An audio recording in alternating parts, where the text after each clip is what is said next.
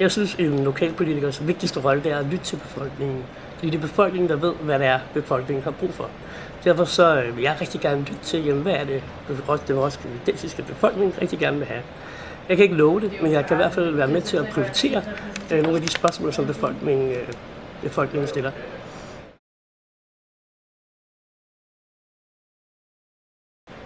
Min overordnede mærkesag, det er mere mangfoldighed.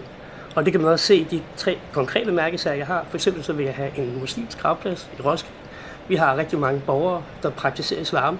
Vi får snart en ny flot moské, men vi har ikke et sted, hvor de kan begrave og mindes deres kære.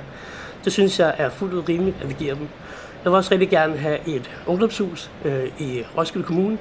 Politikerne, hver gang der er valg, så siger de, at det er en super god idé, men der mangler noget mod til som også at tage det ud. Jeg har peget på konkrete eksempler. Det kan være den gamle retsbygning, som man kunne bruge til det.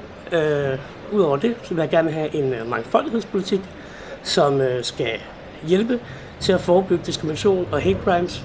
Roskildes unge mennesker i folkeskolen skal uddannes i at kunne forstå, hvad vil det sige at være en minoritet, hvad vil det sige for eksempel at være homoseksuel. Og det tror jeg vil forebygge rigtig mange uheldige episoder, for eksempel i nattelivet.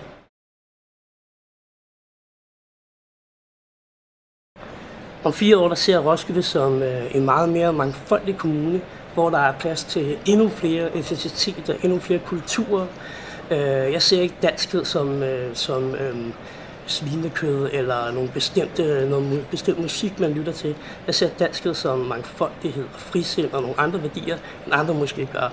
Jeg kunne godt tænke mig, at Roskilde Kommune bliver mere mangfoldig, det bliver mere frisindet kommune at være i.